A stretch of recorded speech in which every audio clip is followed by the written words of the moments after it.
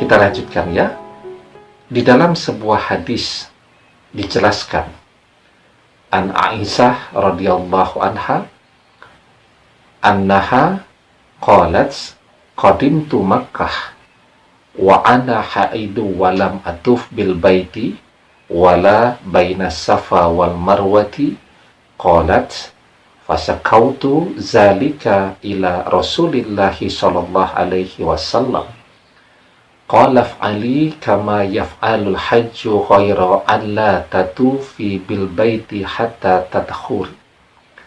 Dari Aisyah radhiyallahu anha bahwa ia berkata, aku datang ke Mekah sedangkan aku dalam keadaan haid dan aku belum tawaf di Ka'bah dan juga belum sa'i antara Safa dan Marwah.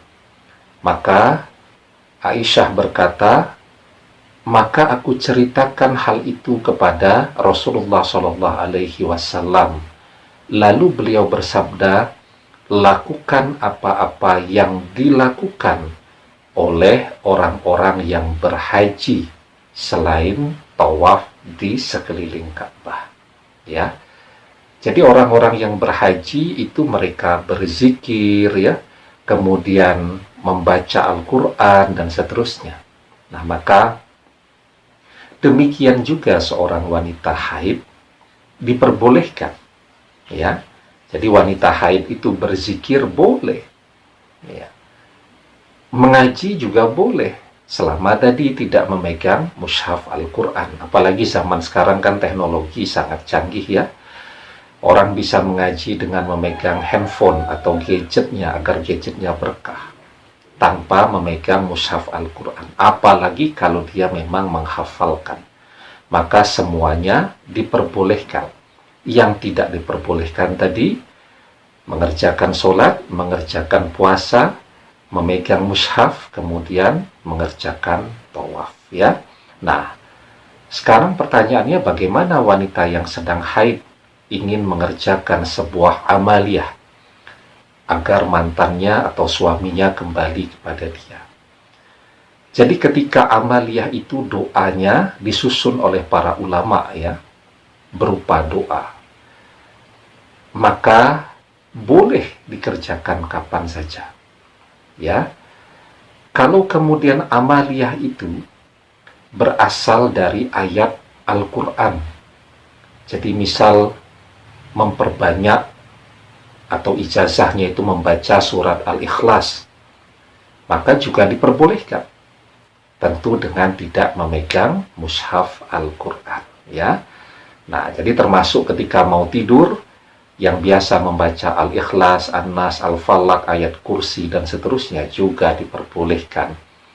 Yang biasa mengerjakan zikir, bertasbih subhanallah sebanyak-banyaknya, bertahmid dan seterusnya juga diperbolehkan ya. Nah, jadi jawabannya wanita yang sedang haid ya diperbolehkan membaca Al-Qur'an, berzikir ya dan lain-lain. Termasuk membaca buku-buku ya yang di dalamnya mungkin dicantumkan ayat-ayat Al-Qur'an.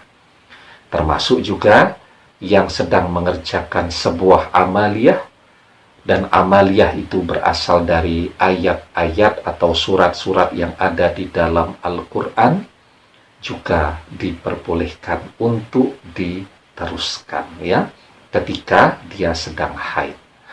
Nah, sehingga ada kontinuitas ya.